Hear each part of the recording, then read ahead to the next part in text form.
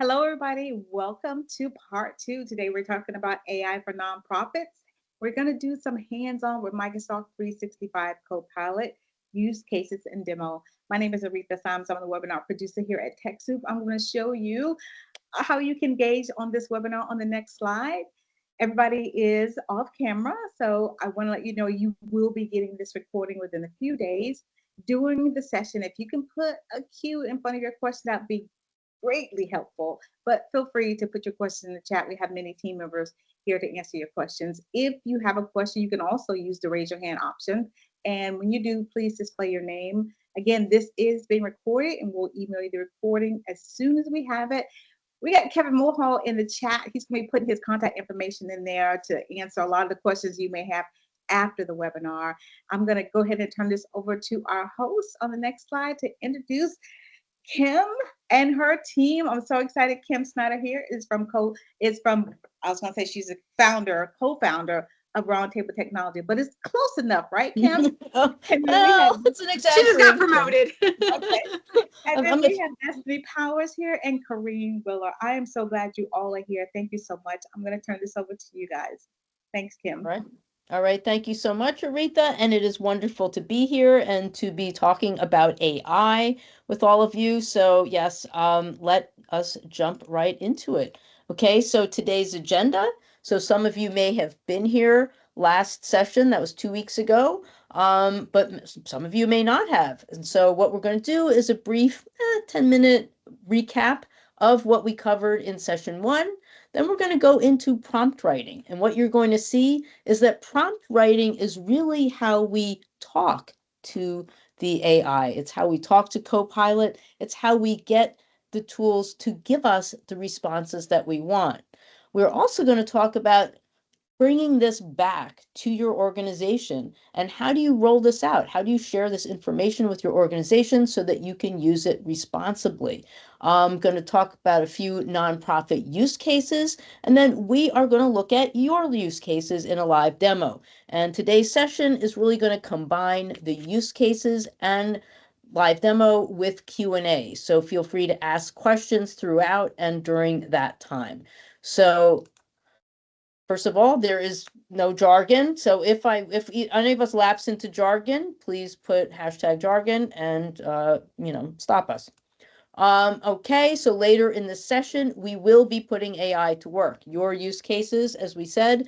And so is there any work you need us to do? We're going to drop the link for the form in the chat so that you can give us a request and some examples of types of things you can ask for, right? Writing a challenging communication, you can turn that one over to AI, RFPs, SOPs, standard operating procedures, very good at those, JDs, job descriptions, very good at those kinds of things. We're going to show you reading long, wordy reports and also creating pictures. So if you have any of those needs, any work you need to do, and you want to give that to us in the chat, please go ahead and do so.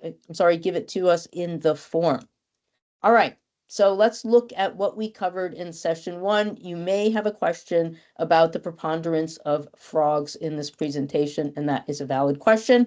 That has to do with an analogy we have about exponential growth, and we use this model of lily pads doubling every day on the surface of a pond. That's how exponential growth is different from linear growth. Linear growth, it's 1, 2, 3, 4, 5, right? It's going in a linear fashion.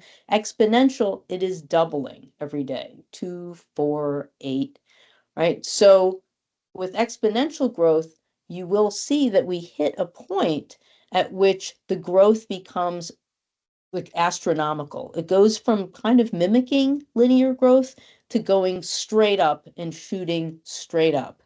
And this is the type of growth we're seeing with AI. So back in the late 1980s and 1990s, the very earliest form of AI was in the post office. And they deployed AI, this was very experimental, to read zip codes, people's handwritten zip codes, because that would make the machines work faster. And so that was the earliest kind of AI. And then what we started to see was continued development over this time, went on to reading comprehension and language. And a lot of this has to do, how did it start to get so much faster, so much more quickly? Well, that is a lot more data and a lot faster technologies. And so around 2007, 2008, Google was doing some work around visual image generation, image recognition. And that was really the turning point. And it's really at that point you start to see the line gets straight up. Remember, more data, more computing power, more capabilities. So today, these technologies are improving so quickly. They change from month to from week to week sometimes. Okay, new features come out, new capabilities, and so we can expect this kind of growth to just keep continuing. It's not going to slow down, right? So that is what we mean when we think about exponential growth and AI. Another way to look at this, of course, is through frogs. All right. So we have, this is a much shorter time period, March 2022 and February 2025. Okay, so that's a short time frame. And we go from this kind of not really froggy looking thing in 2022. I don't know, would you have said that's a frog? I don't think so. April, a little closer. By November, though, something really happened, and that's definitely a froggy. July, getting closer. Now, March 2024, that frog looks more real than the actual frog that is pictured beside it. Okay. And then February 2025, you can now generate videos very easily, and that's our jumping frog from February 2025. Right? So when we think about generative AI, so that word generative refers to making things. So AI that you use to create stuff. This is opposed to kind of machine learning, predictive, kind of more data-driven stuff. But these are the kinds of tools that in this series we are focusing on. And when you're using a tool like Copilot, that's what you have. So this is kind of the gamut of different tools that are out there that are popular today that a lot of folks are using. We're going to be focusing again on Microsoft Copilot. It does come in different flavors. So there's Microsoft Copilot Web Chat, and Corinne's going to be showing us some of that. There's Microsoft Copilot Chat. I will be showing you some of that. And then for the professionals out there, Destiny is going to be showing us Microsoft Copilot Pro or Microsoft 365 Copilot, right? There are other tools as well, and there's ChatGPT, Claude, and Gemini. And one of the things about using Microsoft Copilot is that many of you have Microsoft, I'm assuming, thinking, at your organizations and gotten it probably through TechSoup, right? And so there's a benefit to using Copilot in your work environment that has all to do with privacy of the data that you use in your prompts. Okay, so we're going to talk more about that later. But today's focus is going to be on Microsoft, the different line of Microsoft Copilot products. Okay, so just some fundamental basics, and we talked about this 2 weeks ago. In a machine learning system, and that's you also hear other names like large language model or LLM for these, or machine learning, right? So these are kind of self-teaching technologies that get better on their own. And so in this, I'm gonna try to do the marker again, Destiny. You can laugh at me if I mess this up. Okay, use green. All right. So here we've got the person. They do the prompt. It goes in to the AI system. Okay, so that's the natural language processing. So these systems, the machine learning in these systems has taught them to understand the language, and multiple languages actually, right? So your prompt goes in here. This is pulling from all of the data, the training data, and proportionally, this would take up like, my whole town, the data thing over here. But so this is a huge, massive data. So it is pulling from this processing my input and then giving me an output, right? And then the reinforcement learning is I can say, yes, that's good, or no, that's not good. And actually, my prompt, okay, also can become part of this training data unless I'm on a system such as Copilot when I'm at work, logged into my work account. Okay, so that is one of the benefits. Now, let me see if I can possibly erase all ink on slide. All right. All right. And so that's that point that I was making about privacy.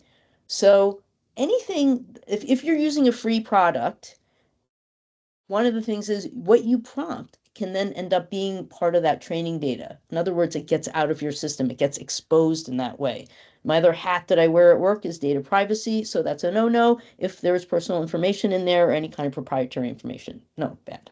So, but when you're using a system that's part of kind of a paid system that you know, especially in your work account, then you are protected against that kind of disclosure.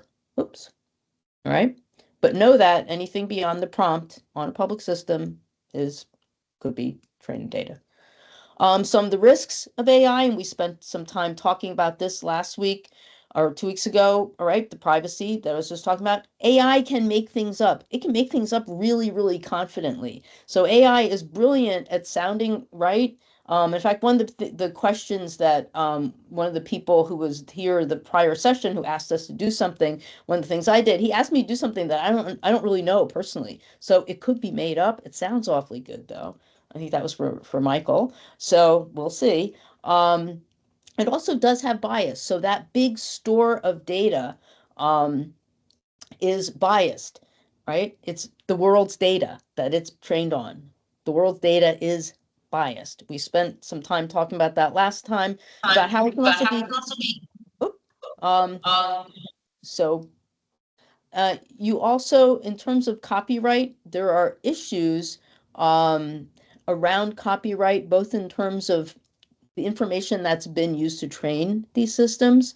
There's some copywritten information for sure, and images and pictures, but also can if my organization makes something with AI, can we copyright it? Okay. This question, I'm going to leave that answer up to the attorneys, of which I am not one, because and that's going through the courts right now. But now they've kind of moved a little on that. If you've done enough human intervention in it, then maybe you can copyright it. But I am not a lawyer, right? And then there's other existential risks, and this comes up often when I'm talking to nonprofit groups about using AI, right? That it can be abused, right? It does have environmental impact. So there are certain choices that you make in terms of, you know, whether or not you're going to use it, how you're going to use it, how much you're going to use it, etc. So these are the kinds of risks that can come along with AI, right?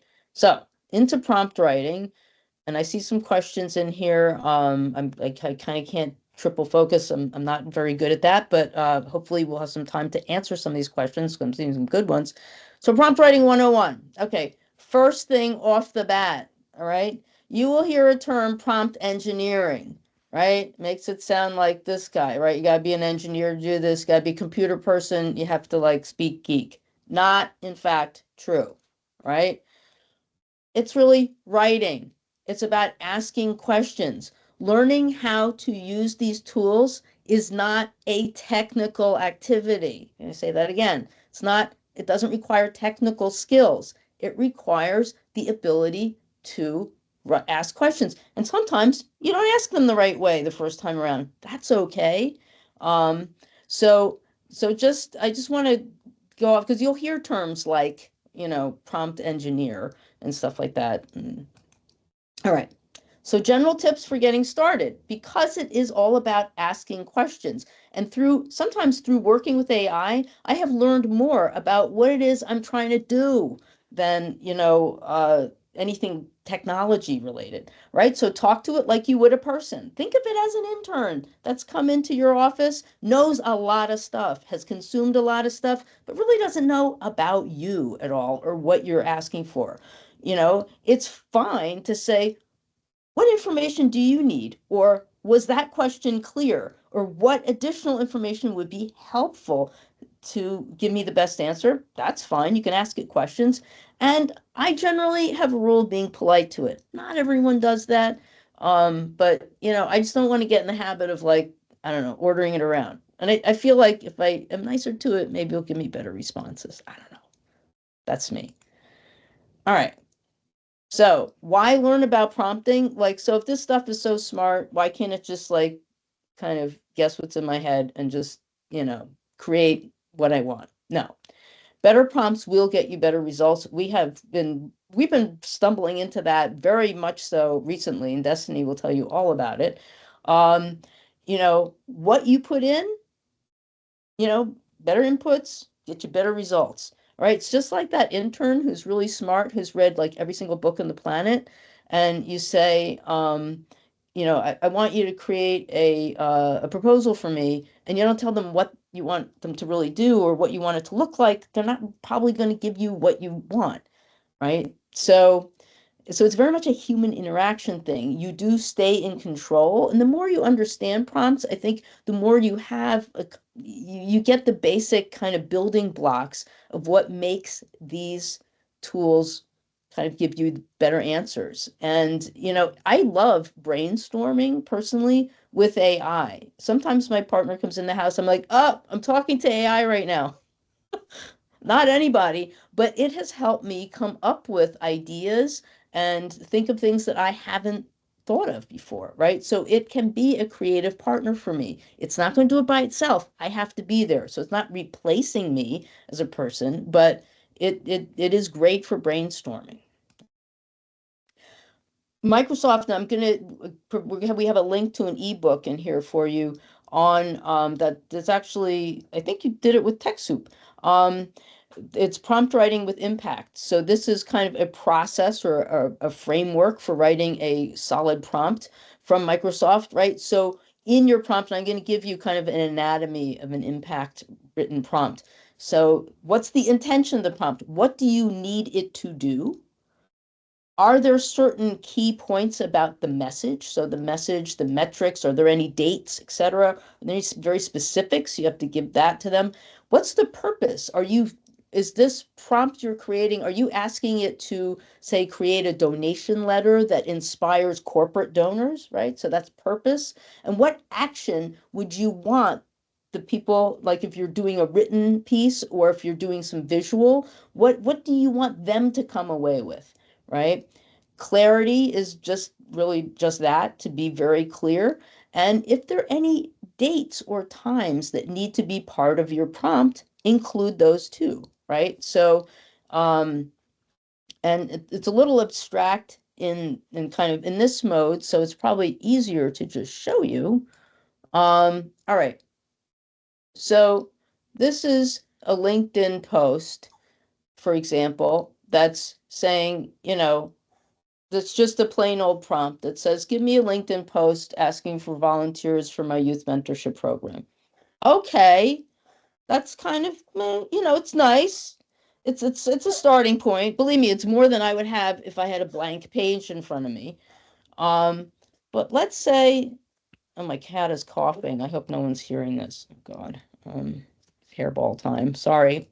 Um, but let's say I wanted to do an impact prompt. Okay, so this is how that is different, right? Write a LinkedIn post with a maximum of 200 words. So that's the length of it. Encouraging people to volunteer as mentors. So I want them to do something, right? Enthusiastic young participants, dedicated volunteers, etc.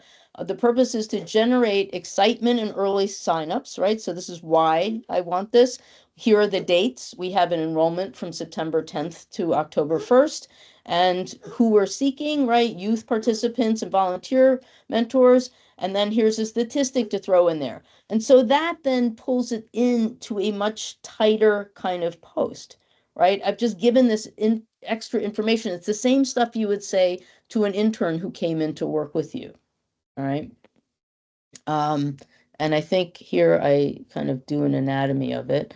Right. And these slides, people will be sent to you so you can have them to share. But so these are different: intention, message, generate excitement, right? The action, like what are we trying to do? So this is the impact prompt kind of dissected, right? Like, and this will get me a much stronger kind of, it will get me closer to what I want. That doesn't mean it's going to be the final draft right there. It just gets me closer, and then I can continue to provide additional information to the AI, to Copilot, to get closer to what I want. So I think, yes, there's an ebook that you can get, and we can drop the link in the chat for that. And this is TechSoup and Microsoft wrote this together, so it's nonprofit friendly. And this is how to apply that process. Oh, and some others that actually Destiny might be talking to you about. Yeah. So, well, thank you. Yeah, and a lot of the links that you've been speaking about are dropped in the chat. Chat's flying by fast, so you might have to scroll back to find them. But yeah, so what's interesting is that each one of the generative AIs works a little bit differently, sometimes in the prompt writing. So it's getting familiar with the tools. And we always say the way you learn something is by doing it. And so if your prompt isn't giving you what you want the first time around, next slide, try again. Is really what it comes down to. And that's the beauty of these products, is it doesn't matter how many times you ask it or how many different ways you ask it. It's not going to get tired. It's not going to get annoyed. So you can really think about the way that you're having that conversation. Am I telling the story in the voice that I want the information to come back? Am I giving it the detail? Am I clear to the purpose in what I'm asking it? And am I giving it that kind of storyline, that context? If I wanted to respond or give me answers in the way that I would communicate, let's say, to teenagers, different than where I might communicate to seniors, or I might communicate to people in a specific field, then I have to give it that information in order to get that back. But as I said, you can do this endlessly. You could spend hours if you wanted to just iterating and iterating and iterating. And this is why things like ACT help you from the beginning, is by following some of these formulas, you're at least starting out with the information. And a lot of times it's also try again. If you're not getting what you want the first way you phrase it, try rephrasing it. Think of it as explaining a new concept to someone who knows nothing about it. Maybe you tried the direct route and you're not getting what you want. Maybe try examples. And on the next slide, you can see that the amount of examples you give is going to help with your return. So if you're just trying it one time, like do this, you might not get what you want. If you start giving it more examples of, I want, a frog that is green on a lily pad, but I want the lily pad to be floating on a pond that has crystal clear water, and it should be at dusk, and I want fireflies. So the more information that you're giving, the more of a scene that you're creating, the better the impact and the better the result. And again, try again, rephrase, try giving more information. And one of the nice things about Copilot is that it will make suggestions for you. So let's say you've asked something, you've gotten some results. It's going to look at what you've said and said, let me make a suggestion for you. It also has some pre-made prompts for you. So they will even have prompts for different types of products for different areas. Someone was asking about grants for nonprofits. They have a pre-written nonprofit grant writing prompt. Then there's also a prompt writer, which can help you write a prompt to have more successful. So all of these tools, sometimes you'll layer upon layer, and you'll say, let me start out with a prompt writer to help me create a better prompt, and then I'll run it through, I'll tweak it. Okay, that's not quite what I need, so then I'll iterate again. And so on the next slide, essentially what we have is, for our Glenn Ross fans, always be iterating, right? Just try and try again, and it will not get tired of you asking it to do things again, but in a different way. And it is very much, when Kim was speaking, that it's not engineering. This is communications. It really is.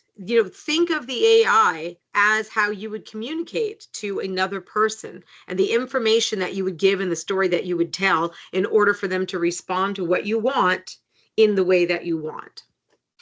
And so on our next slide, we, if we need it, we can also get coaching. So I mentioned that there are some existing tools that have already been pre-written for you. So there's the whole prompt gallery, and you can drill down in the prompt gallery in Copilot and say, I want it to be for Word, and I want it to be exploratory or creative for nonprofits or for education or whatever the different sector you might be in that might be more specific to you.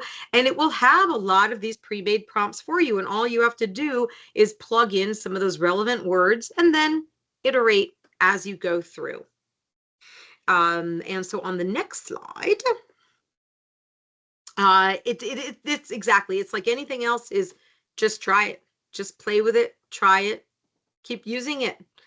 I don't think if we could learn how to do something one time in one day, then we'd all be experts in everything and not just think that we're experts in everything.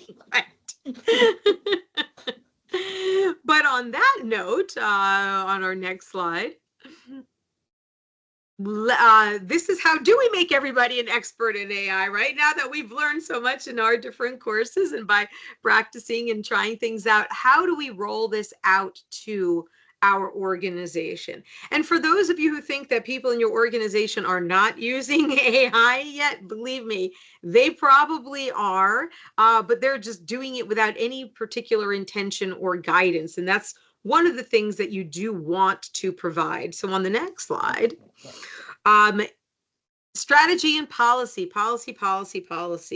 If you don't give people guide rails on how to do something, then they tend to go off the rails. And because you can try a lot of free products out there that will potentially use your information, you need to protect your organization and your organizational data. And you can't always do that if folks don't have an understanding of what tools are okay to use, in what scenario they're okay to use, and with what type of information you're putting into them. So to Kim's point, if you are a Microsoft 365 environment, then you have Copilot protected by your agreement with Microsoft. So your information is not going to be used in learning or in other things as long as you are logged into your organizational account. But without having a policy or guideline that tells folks that, they might not know, okay, I'm protected. Oh, but I forgot to log in, or I was using my personal account. So these are the things that you really do want to help your team as you roll out these different things by saying, let's start small. Here's some basics for you, and here's the ways that we can use it. And then as you mature with your organization, you can grow these things. And this is how you will, to the slides point, rather, you will find that folks are using this. And you will also find that people want to have policy and guidelines. They want to do the right thing and use things properly. And so there's a link here that has a AI usage policy, a template that was made by TechSoup and Microsoft that you can use as a basis for an AI policy within your organization. And you can think about what products you might have already available to you, what folks might need, and you can have your first iteration of a policy. And then as you decide to add in more tools or use cases, you can always build and revise that policy as needed. But this is a good kicking off place for you. And so on the next slide, this is also, where you go through, get a sense of what it is you need in the policy past the generic. How are people using AI now? What are the things that they want? You probably have heard a lot of folks requesting AI meeting note takers. Oh, I want to pay attention in a meeting, or they've seen the 500 commercials for different things. Oh, AI can do this and AI can do that. And now they're saying, we want it, we want it, we want it. But you want to think through, what is the use case case for it. So you want to know what people need, you want to know what you have available, and then you want to develop your policy around that with relevant stakeholders within the organization. You want to hear from different aspects to make sure that you're covering what operations or the tech team might think might be a little bit different from your development or your marketing team, right? Marketing and sales always wants to try everything and do everything and just does it, as I say that to our marketing person. But then once you've done that, then you have to actually train people on the policy. A lot of times folks will say, oh, we've got a new policy, and they hand it out, but without any kind of context. So you do want to really socialize the policy so people have an understanding of why this exists in the first place and the ramifications of not following things. And then you want to actually provide the training on AI. And one of the things that you'll find in the Copilot environment is Microsoft has also provided a lot of different training paths. They have a whole video series on how to use Copilot as well. So there's a ton of materials that are out there that you can even curate along with this slide deck and this presentation to help roll this out and train your own organization. And so on the next slide, that's, because the other important piece here is that you also want to think about your organizational data and what the AI has access to.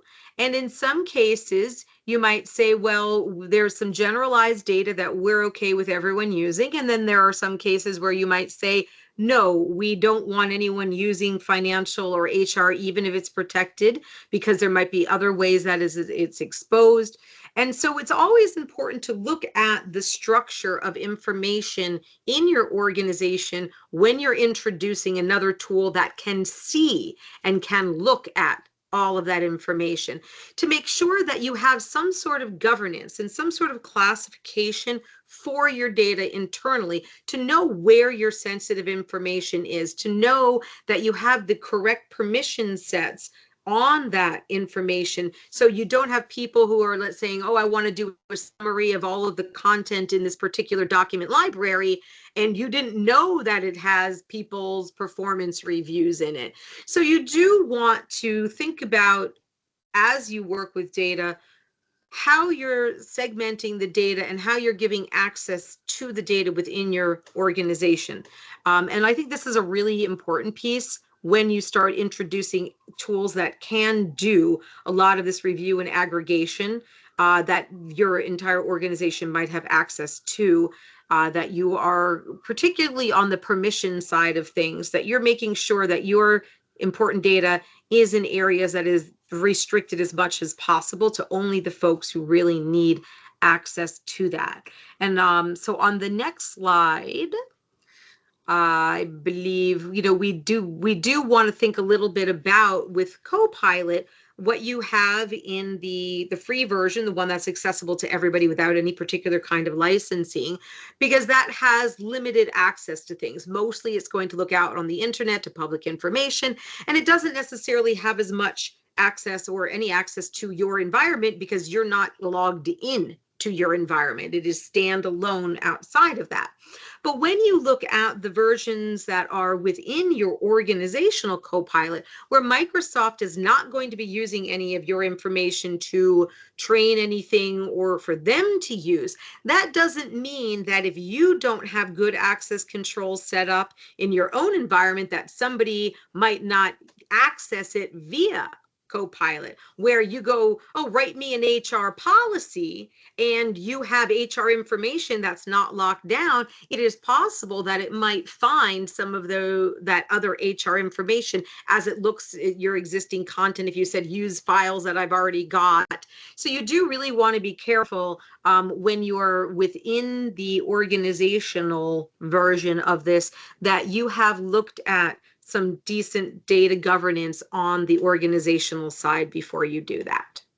I just want to add one thing though. You can be in your organization's web version, right? So no extra cost, right? So it's free, I mean, with your license, and be protected and not have access to everything. So kind of three different pillars. There's like yeah. the free, no access to anything organizational. There is the web side of licensed, and then there is the work side that does have access to internal data in SharePoint and OneDrive. So there's kind of 3 pillars. There's a lot of options there, but when we look at the interface in a little bit, then you'll see, you'll kind of see the way the difference is. And I think, Kim, I'm handing this back over to you. All righty. Okay, so let's look at some nonprofit use cases. Though that office looks a little corporate to me, but okay. All right, so then these are just some use cases that I pulled out that were, I thought, really kind of neat applications of generative AI and these kinds of basic tools. So just the kinds of tools that you can use from what we're showing today, right? You don't have to bring in a developer to do this. So Suncoast Humane Society used AI to develop a set of stories about 2 characters, Max and Whiskers. Guess which one was the cat, right? So Whiskers. And it kind of talked to, it was the goal of it was to engage past donors and past pet adopters. And so they used this to create, social media content and to iterate on it and to brainstorm. And in the end, they were able to raise much more than their original goal of $25,000. I mean, they probably also did smart campaigns around it, but it allowed them that kind of creative freedom and they created a very, very engaging campaign that may have been harder to do, just someone sitting at their desk kind of brainstorming, how can we get these donors back. So again, it's a great partner for ideas and idea generation. In this case, Max and Whiskers did the trick. Okay, I would have been a sucker for that too, by the way. All right, here, this is just an interesting chart that I found I wanted to share, looking at like how are because a lot of people when I teach AI courses and generative AI from in the nonprofit space, which is basically the only people I talk to, but a lot of the big pain is like, oh, grant proposals. Oh God, help me with those. So I was like, how are they? So what kinds of grant proposal-y types of tasks are people getting help from AI with? And this is all, again, stuff you can do with the AI out of the box that we're showing you today. So drafting proposals, proofreading and editing. It is a great editor. I sometimes have it like kind of clean this up. Like I'll write a sloppy draft and it's like clean this up and polish this, right? It helps with formatting. Like if you have to have a specific format to it, like any kind of sort of APA style. I've never tried that, but that was from back many years ago when I had to think that. And you can also research. When you have the web-based version, you can ask it questions to go out and research things for you. So these are the ways, but that people are using it primarily, not surprising, drafting proposals and proofreading and editing. All right. So, all right, this is an interesting story. So the Furniture Bank, I believe they're in Toronto. They collect furniture for people who are unhoused or just setting up a home and don't have, resources. And they wanted to be able to communicate about people in this situation and how furniture and donations of furniture can help them. But that you don't want to like go in and say like, let me go, you know, photograph you in your empty room with no furniture. Like that, like, right? You want to be able to tell the story without violating people's privacy or dignity. And so they used AI. Now they caught some flack for this. So let's be clear. So because the jury's out, like, well, but there aren't real people. But this was a way they actually were able to, in a very cost-effective way, which because they're helping families with, out furniture, get furniture, so their money much better spent, right, to spend it on getting furniture for people and getting it to people. So they were able to create a campaign using images that did communicate the essence of what their nonprofit was doing and get fundraising and raise funds from it. Okay, so the furniture banks is an interesting story. One thing that was interesting about them was they were one of the first ones out there doing this, and they owned it right away. These are AI generated images of people, and so some people were like aghast, right? And today's images, as you'll see, makes actually much better people images. But so they were able to, as they said, create photos of poverty without like kind of invading people's privacy or like, because that you won't do that either, right? So this is another just nice AI use case. Is that this is an organization that works with people from all over other countries coming to the US for college. Oh goodness. Anyway, and so there are people with many different languages, and it's run by a small group of volunteers, right? And I think this group actually uses Copilot. Yeah, the product Copilot itself, they mentioned this. They use it to both research where people are coming from so they can better understand, like, people's home countries, and for translation purposes. And it's able to help this small group of volunteers serve more people, more newly arrived people, by being able to kind of answer questions more quickly and act as a translator. So that was another kind of nice use case. Translation is a really good one. I saw someone asked about creating bias. And bias, yes, I said bias is in the data, right? It's been trained on data, the world's data, the world is biased. How do you deal with that bias? And how do you deal with the accuracy of things like translations? You review it, right? In the last session, we talked a lot about the human in the loop, right? A human has to be part of this, reviewing it. And if it generates a biased image, then don't use that, right? Know that it can. It doesn't make it more biased, though. So, And Kim, I so think this, we are unfortunately very behind on oh time, gosh, so okay, I we think are we gonna might, hurry it up. yeah, we might want to Okay. skip to the demo. Okay, so let's go to the demo. Okay. Wow. Okay. Okay. Did I talk too long? All right. So all right, I'm going to stop screen sharing for a second. Over. And, all righty. So we're going to show you the three different, actually, I do have a slide for this. Sorry. Oh, okay. But okay, no, go ahead. No, say, Corinne, go ahead, share your screen. We're going to, no, share, yeah, go ahead. So Corinne is on the version of Copilot where she just went on the web. She's not logged into Copilot. You can see the sign in up on the upper right. This is free if you've not ever used it and you're thinking, hey, I want to try this, but I don't know if I want to buy it. This is what you can do, right? Copilot.microsoft.com. Yes. So, So we're going to play around with the free version. As Kim said, there's different flavors. I'd like to say this is vanilla, but while vanilla is plain, it's still great.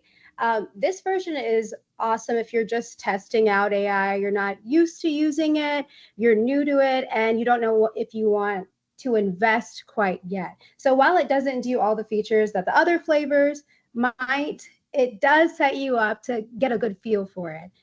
So we are going to start actually with a prompt that is from a request. So the prompt is pretty simple. It says, we're doing a youth-led podcast, need help with generating interest on promotion. So that's pretty basic. Oftentimes in marketing and social media marketing as well, we have these basic starting points and then we kind of layer on top. And I'm going to do that today with the prompt as well. So we're going to keep it simple and concise because we don't know the name of the podcast. We only know that they're trying to attract to, or it's a youth-led podcast. So this is the prompt that I'm going to ask Copilot. It says, please create a social media campaign for a youth-led podcast. The goal is to engage listeners. Once again, straight to the point.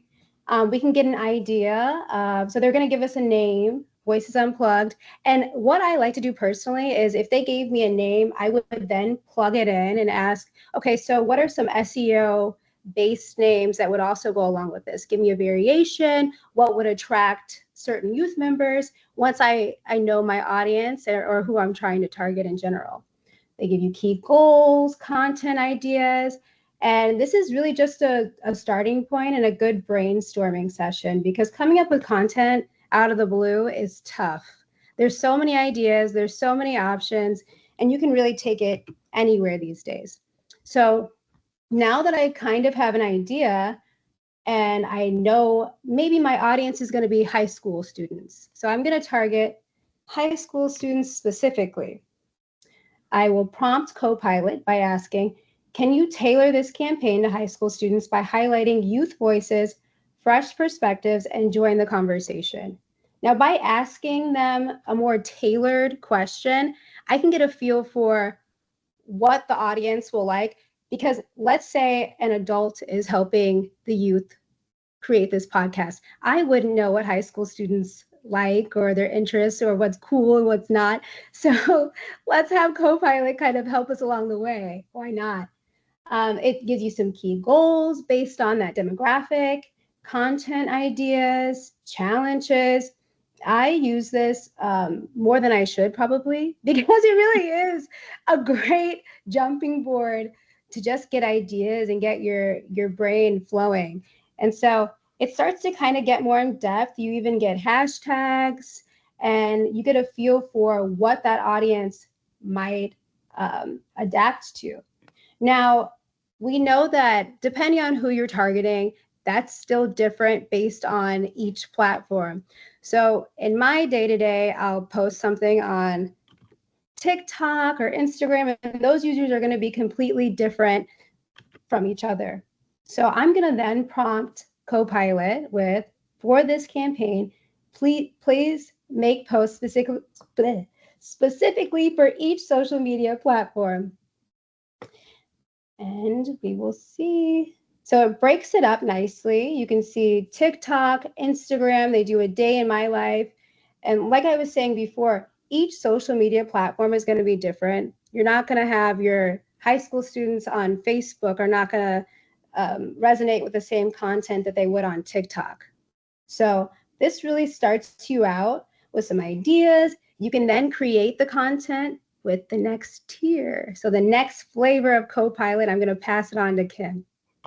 And I would say it's Alrighty. less of a flavor than you start with a vanilla ice cream, and then we're going to add some chocolate sauce maybe and some, caramel, some whipped cream. Yeah, it's like a swirl. We're getting a swirl now. Okay, and where is my screen? Oh God, I have too many screens open. Alrighty. If you All right. don't, you don't have threads saved. So in the free version, you cannot save your threads. I just wanted to add Okay. Yes, and so Corinne made some great posts, but one of the things in the free version is it's limited as far as images right now. So I'm going to go and make her an image. Now, this is your plain old little prompt here that's not that exciting. Please make an energized, colorful illustration to promote a youth-less podcast program. I bet the person submitting this didn't realize we do multimedia, but here you go. So let's see what it does. And you'll notice as it's generating, you'll see at the top where it has work and web. So when we were talking about in the licensed version, how you have one that's really just accessing the web information and not leveraging anything within your document libraries or your SharePoint, that would be if you toggle the work button at the top. Alrighty, so it is ruminating here as it does with images. Boop. And another cool thing you'll notice while in a lot of these as it thinks through is that at the bottom, it gives you additional suggestions. Yep. So I could also add some fun elements, include diverse youth faces, make it more vibrant, right? Not sure how you can make it more vibrant. It's pretty vibrant. I don't Pretty think vibrant. I'd ask for that, but so I said, okay, give me an impact version of this. All right. So this is more of an impacty prompt, not perfect impact prompt quality, but pretty close. And let's see what different. So again, you iterate. There's the 10-hour rule that Ethan Malik, who's one of the people who first started really writing very coherently about AI in a way that okay, so this is, right? Now, here's the thing about, don't get us started, we're going to run out of time, about AI and words. So sometimes it works, sometimes it doesn't really work, all right? So I might further prompt to not have it show any words and just have an image. But I think at this point, I now pass this same task over to Destiny. Yes. So one of the things that's come up is folks are saying or asking about, well, what if we wanted to do something directly within Word or Excel or PowerPoint, because you don't have to do, you can't, let me rephrase. You can use Copilot in all aspects of your Microsoft environment in the licensed version. So here I am in the desktop version of Word. And this is, and I'm on a Mac too, so this is platform agnostic in that case. It doesn't matter that I'm not in Windows or anything. It just matters that I have Copilot. And so I'm able to take the prompt and combine a little bit in some of the things that Corinne had. And I can go ahead and I can drop that prompt in-depth social media campaign for a youth-led podcast aimed at high school students, young listeners, et cetera, et cetera. So I took that information and now I can go ahead and you'll see I even have an option to manage content. Do I want it to look at web content or keep it local? I'll just leave it that way. And then I can go ahead and have it iterate for me inside of Word. And so I can go, okay, I like what I'm seeing here. It's got a calendar, it's got all of that. And if I like it, I can go ahead, copy that right into my Word document. But once I'm in here, I can continue going. I can say, what else do I want from here? Or I can take its recommendations. Hey, how do I measure that success? And so I can think about things, go through this in the document while I let Copilot within Word continue doing things for me. And it's going to keep making these suggestions and recommendations for me. So I can say, yeah, you know what? I like that idea. I'm going to keep going with that mindset of tracking the metrics or reviewing them or things like that. So you can use, depending on your license level, different places. I could start out even making a Word document. So let's say now that I've got this as a Word document, and we'll call it social media. And so I now want to make a PowerPoint out of this. I want to be able to do a slide deck from this. You can. So now if I were to switch over to PowerPoint, if I can figure out how to switch over cleanly, give me 1 second. And so now if I were to go and launch PowerPoint online, or I could do it from the local version of PowerPoint, which somehow I cannot seem to find. There it is. And so hopefully everyone's looking at PowerPoint. Fingers crossed. And so what I can do here is, again, if I go to Copilot and I want to add my content, I can go and actually select create presentation from file. And then I would find my document, which of course now I can't find, but let's see what I call it. Social. There we go. Well, this is the prompt, but let's just pretend I picked the right file. So I can now go take the outline or other things that I have created, and now I can convert these into a slide deck. So you can use a multi-layered approach. I can start out with I don't know what my prompt should be, help me write the prompt. Then I can generate the idea directly from Word, and then I can convert the whole thing into a slide deck and use all of the different pieces of Microsoft. And you can also, it's still working on it, but you can also utilize the same prompting within Word and PowerPoint to generate images. I don't have to necessarily leave the software in order to do that. Now, in Microsoft Office, it does require you having the version that is properly licensed through your 65 account with Copilot in it to do this. But you can also do this same piece online. And one of the nice things that you can do on the online side of Microsoft Office, and this is another request that came in, is let it finish the thought for you. And this is my favorite piece because sometimes I suffer from partial thought syndrome or blank page syndrome. And so let me do a quick reshare. And hopefully, yes. And so let's say I want to create a presentation on Copilot for beginners. So I can start out with the putting in the, I want an outline on basics. Oh, did it just suggest what else I should put in this? Well, I think it did. And oh, yes, I would like that very much, please. What more? Okay. And so at this point, I'm not even having to do it, but I can, of course, go through this and figure out what it is that I would like. And once I've taken all of the suggestions or I've iterated on those suggestions, I can proceed and now let it create this draft for me.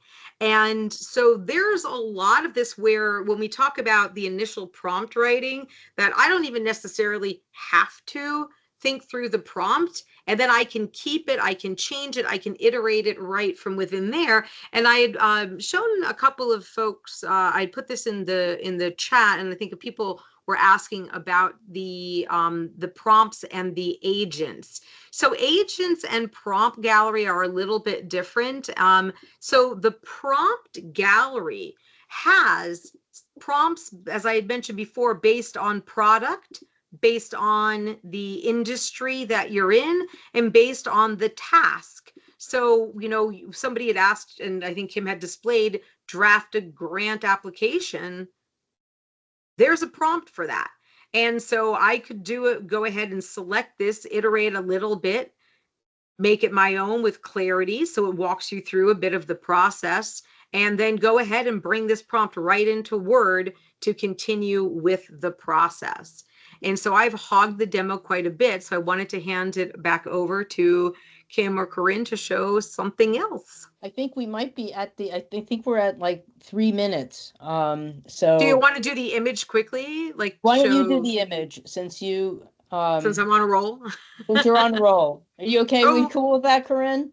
That's okay. Take it Okay. away. That's me. So one of the things that's hopefully we're looking at my screen still. One of the things that's another helpful guide, I said there was a lot of content that Microsoft has already curated, is they have a great thing on how to make AI photos. We had a request come in, how do we make something look a little bit more realistic and not have 25 fingers on our hands? And what I learned when we talked about crafting prompts is that when I had initially made a prompt for someone from Habitat for Humanity who made a request, and I said, oh, show me people building a building, and it didn't come out that great because I started with the building. And then I was like, let me look at the suggestions and rethink it. And when I did that, and I started out with people, and I said, oh, let's start out with a person wearing a Habitat shirt building a house, you'll see that they came out a lot more realistic. I'm trying to think if I have the original version of it. So let's say, and then if you are using the licensed version, you also have agents. And that's where you could add a visual creator agents. There's additional agents too from Microsoft. I think someone had asked about Power BI, so you could add your Power BI agent. So there's a lot of these other agents that you could put in. But like, let's say I wanted to start out with, let's say, a Gen X woman in a pink shirt with glasses at her desk. And let's see if I knew how to spell this, why I don't like typing live. So let's see if I just ask Visual Creator, and I could do this with the regular Copilot agent too, but I'm leveraging Visual Creator here. Let's see if we come back with something that's realistic, because I gave it a descriptive point of view, but I started out with the person instead of the scenario. The scenario was secondary, and that's why I really like, while it generates some of these helpful guides, the prompt galleries that have been written, the AI. And then also I had mentioned earlier, there's a whole video series so you can learn how to kickstart your PowerPoint presentations, or your whole Copilot video tutorials, from getting started and meeting Copilot to prompt writing and things like that. So for people who are interested in how to introduce this to your organization, this is one way from Microsoft's side, is to do that. And so here we go. You'll see that not only have they become a lot better than they used to be, but we've got the right amount of fingers. Necessary. Yes, right. And then you would iterate on this, you know, to say, I would like the shirt to be a different color. I'd like her hair in a bun, you know, whatever it might be. Yeah, so with that, because I think we are exactly at time, I will hand it back over. Do we hand it back over to TechSoup? I hope we've tried to answer some of your questions as much as we could in the chat. And Kevin, thank you so much for answering so many of the questions. We've had a lot to cover and a lot to do. I didn't even get to my closing part, which is I'll say it in 2 sentences, which is experiment and practice. Literally, Ethan Malik, that person who I was quoting, says 10 hours of experimentation. Sometimes people will give up on these tools because they try it once and it's like, or they try a free version and it's like, gotta keep trying it. Just keep swimming. And always be iterating.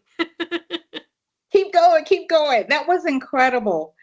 Like, really, Kim, Destiny, Corinne, that was incredible. Lots of thank yous in the chat.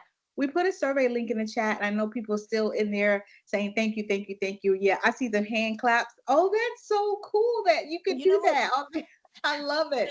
So here's the thing. I just see that the class actually can extend later. I don't know about Corinne and Destiny, but we can certainly answer some questions or show you some more stuff in a less time pressured way if anyone wants to stay around. Yeah, let's do that. Matika, Aretha, are you? Yeah, I'm good. Let's roll, girl. Okay, we're happy to show you some more stuff. And if people want to stay, okay, all right. We're happy to show you some more. All right. So, Corinne, I believe you made someone a social media policy. Well, I was actually going to make it live. Oh, okay. Here. So that was a request to make a social media policy, which is important now more than ever. I will say there's not a lawyer behind this. So if you want it to be completely legally binding, I would also get a lawyer to take a look at this. But based on the request, it was simply social media policy. So we came up with a prompt that says, please create a detailed social media policy for staff members, specifically addressing platforms such as Facebook, Instagram, and TikTok. Our organization is a nonprofit dedicated to climate reform and social justice, and we handle sensitive data. The policy should reflect these core values and ensure the responsible use of social media in alignment with our mission. So let's see what this is. Once again, the free version. You don't log in. You can't save anything. So stay on here as long as you can. Don't refresh because everything will be gone. But you can also copy and paste this. It doesn't have the features to, like, I'll do some of that. It doesn't have the features to simply copy it. But let's see. But you can just copy and paste it and put it in a Word document. That's why those other tiers are going to be extremely useful if you're working on a major project that you want to keep everything in one place. So it literally writes out guidelines and personal use. It hits all the marks, and you can even then go into this and say, well, I want this part to be a little bit more extensive. Can you add X, Y, and Z? Make this personal to a specific person's role. So let's say the marketing coordinator can't post X, Y, and Z on their personal social media. You can really tailor this to your nonprofit. And then you can also use some of these. How should we handle the policy violations? But once again, I would have a lawyer look over that just to make sure that everything's concrete. And that's what I have for mine. Righty. And I can show that. Yeah. I can show that PowerPoint for the outline into PowerPoint one now that I've actually found it. And Kim, you wanted to look at some of the questions while I do that. Let me just find it. Hopefully, I'm in the right place. I never know which window. Hold on. Let me just make sure I'm sharing the right screen. And this, there we go. Hopefully we are looking at a PowerPoint online presentation. Great. So let's say I started out, I opened up a new PowerPoint. I'm just going to do it from the web version, and I want to create it from that outline. So I created the outline for beginner training on Copilot. And so I want to now create a slide deck from that. So I can ask Copilot to make me the outline. And now I want to convert that into the training deck. And while I'm in here, I can generate my slides. It's going to go ahead and do that for me. And then once it's done with the generation, I can add additional things in before I complete it. So just give it a second. So it has these slides for me, and I can take a look if there's anything I want. Just it's generating content. I'm not doing anything. Hands are not on the keyboard.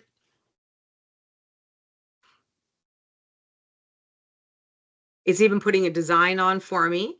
So now it's gone ahead and it has created that along with images and graphics.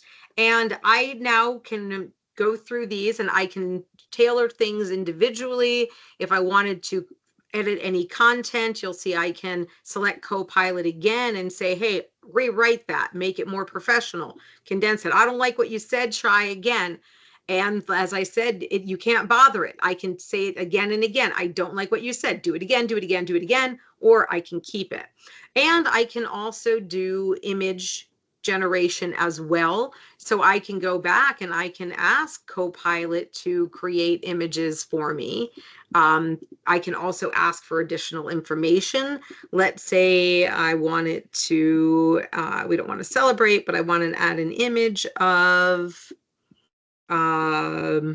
a checklist. I don't like this image. I want something different. So now I don't even have to leave the platform to create that image. It'll make a selection of them for me. Oh, there it is. Yep, I like it. Bye. Hello, new image. And there we go. So that's the way you can interact with all of these. You can go from one piece to another. You can use the existing information to import. And for the other products, it usually wants a Word document or PDF in order to start that from the creation process. But you can also just start the creation process without an outline. I could have gone directly to PowerPoint and I could have just said from a blank screen, let's start thinking of things like you saw what I did in Word. I can do the same thing in PowerPoint as well. Okay. And I am happy to share so a few people have asked about Excel. Now, I will show you some things with Excel. I will show you the types of things you can do. There's a giant caveat. Now, where did my screen share go? All right. Boop, boop, boop. Okay, you should all be seeing, well, okay, you're seeing this whole window, but here, I'll stretch out Excel.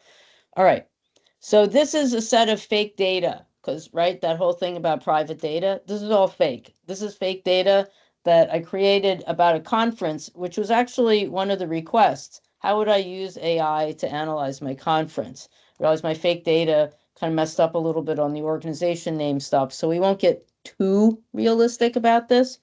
All right, but you can put your data table, like open it up in Excel, and I found it works better in Excel, like when you open up the application, than Excel on the web. And you can ask it questions. So these are the types of questions I asked. I started with how many different organizations participated, right? There are thousands of records here. Okay, 26. All right, tell me how many were members versus non-members. And it did a visualization, right? So what it allows me to do is to ask Excel questions in English, and then it interprets those as, kind of formulas and things like that. Right, so I looked at, the date that most people registered. Okay, I thought it'd be a higher number than that. All right, but again, it's informational. Right, so it did have a little trouble. I asked it to do something around data cleaning, because initially when I opened it up, it suggested data to clean, and I said, no, I want to show this to people live because I'm sure there's dirty data in here, but alas, oops. So it will offer to clean your data, right? So then I wanted to know how many members versus non-members were interested in follow-up after the session. So you see how I'm asking it questions. We can say, you know, let me see, interested in post-conference materials. How many men versus women, this is fake data, remember, were interested in receiving post-conference materials, right? And so this is the type, so this is, again, this is the Copilot, Microsoft 365 Copilot. So this is the one that charges more, but I mean, the, yes, no, so this is a little funky, this one, so I might see if I can add it to a new sheet. So it will plunk these different results into different data sheets for you, okay? And again, so people might be wondering, let me see if it'll do Python coding, okay? One of the things it will do, which is kind of interesting, is exploratory data analysis.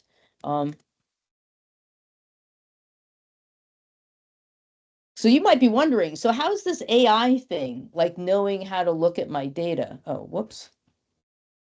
Oh, you can write. Okay. Hold that thought.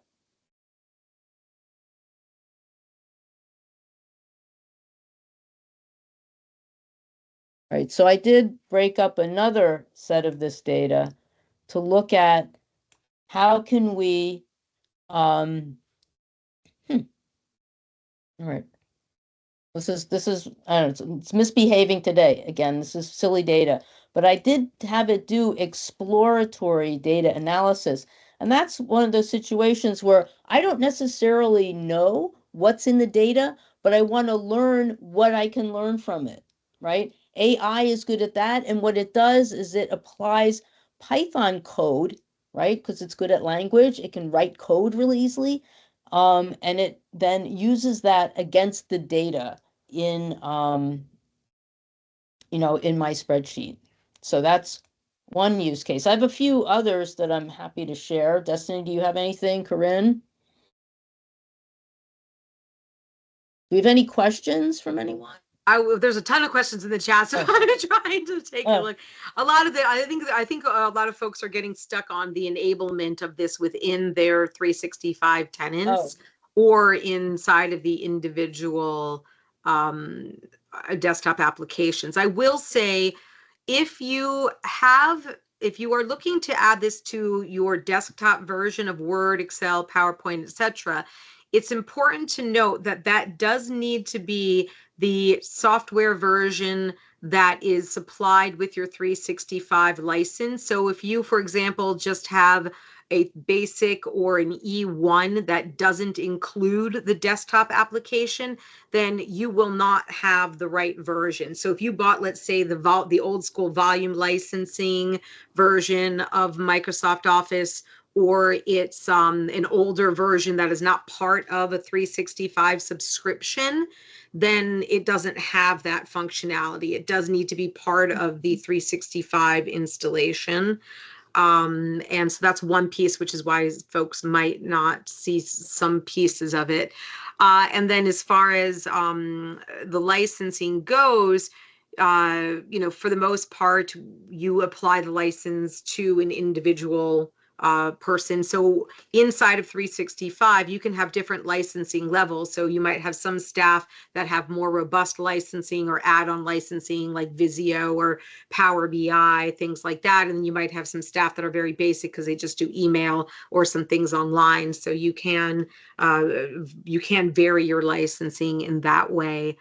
The enablement of Copilot in general is in the 365 admin panel. So you would need to have probably full global admin rights to your 365 environment. And there, once you're in the admin panel, without it being in front of me, I would say in the search, just type in Copilot, and then it will show you where you can turn it on. I mean, someone on the TechSoup side might have better information than that. And then let's see, inside, I'm looking at the other things. Copilot create workflows. I know that I'm not that proficient with Power BI, but I know that Copilot does work in with Power BI. So that would be, I think, one of those things where I would have to defer to someone who either knows better or say experiment, experiment, experiment. And this is where, there is a lot of learning on these things since Copilot's been out for a bit. I myself watch YouTube videos, play around with Microsoft's learning paths, things like that, to try and figure some of this stuff out, or ask Copilot, ask it. Like, what can you do for me with Power BI? Can you set up a workflow for me? So, if some of you who may have come early, we were like, oh, entertain me with a dad joke. If we're trying to think of one, I'm like, wait, ask Copilot to come up with a joke. So if you're wondering if it can do some of these things, ask it, see what it says. Yeah, I mean, I can show some tasks, and the thing I bet Power BI is similar to Excel in that you can start to talk to these applications in English, and that's because of the natural language processing. So you can ask it for what you want to do, like in plain English, and instead of in formulas and stuff like that. I'm happy to show some other tasks that we were asked to do. And then we can pop over to more Q&A if that's good. Or Corinne, do you have something you want to show? Or I'm happy to. I have a gnarly one. Yeah, one cute. Oh yeah, I was just gonna say that. Why is it not letting me share? Hold on. I was just curious about my physician heal thyself, and so I did ask Copilot, can you create workflows? And yeah, Copilot says you can, and gives a little more information for those who are more workflow proficient than I. So if I can real quick, so in terms of workflows, if maybe you're, and I could be wrong, alluding to like automations, the answer would be most definitely. There's a tool that is in core Microsoft 365 licensing, and people could email me if they have questions about what a core and what an add-on license is, called Power Automate. It's part of the Power Platform, which is included in Power BI. Copilot is enabled in there, so you can ask it. There's actually also a tool called AI Builder. I'm not going to go into detail, but if that's what you're looking to accomplish, most definitely. I have about 10 of these automations running. So again, anybody that's on the call that has an interest in it, I'll drop my email again in the chat. All right. I'm happy. Thank you so much, Kevin. So I'm going to answer a couple of questions. And I'm going to share, I think I'll share this whole window. Which one is that? Okay. All right. So this happened actually to a client of ours, right? They got one of these gnarly kind of documents. They were setting up like a nursery school or daycare or something. And it was like, hey, we have to be able to set this up in X amount of time. That's not like happy reading, right? Right? No. So luckily, if I have Copilot, I don't actually have to read that. All right. I can give it a prompt. I can, oops, I'm just arranging on my other screen here. I can give it this article. Okay. And then I can give it a prompt that is, please review. Okay.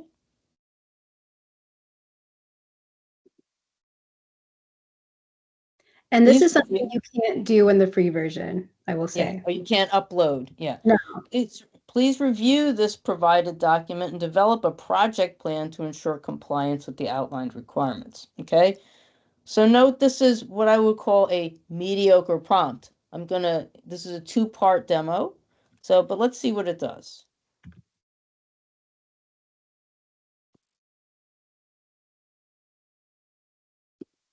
Not bad. Better than me reading that thing, right? I can always go validate it. I'm not saying I'm just going to take it as, okay, that's it, done. I don't have to think about this anymore. I can also say, And let's figure out what would it, it gives me the suggestion about more details on staff training, so I could ask it for that. All right, so these are the topics that I would have to include in my staff training. Again, I didn't have to read this, I can validate. But let's say I thought that prompt, I'm not sure how great that prompt was, because it was pretty, plain and uninteresting. So instead, people have been asking about agents earlier, right? And Destiny spoke about agents. I made an agent here. What I think of as an agent is it's like a super prompt that you've pre-packaged, right? So I made this one that's a prompt improver. And it basically has, now how do I go in and see it? But so what I created this prompt, and it has a kind of a prompt inside of it that is that it basically takes a like a framework like impact and says like apply that to this prompt, right? So I'm going to say please improve this prompt. Oops, let me get it. See, I'm a please and thank you person with the AI, right? So let's see what it does. And let's see if when I use my prompt, so this is an agent. It's a purpose built, okay. All right. So it's much more kind of language around it than what I initially gave it. So let's see what happens if I go and then do a new chat. No, I don't want to do. So the Okay. Copilot over on the. Yeah. Okay. And I want to do this. So I'm going to give it that whole thing. And let's see what the difference is. Again, this is experimentation. Hello? Uh,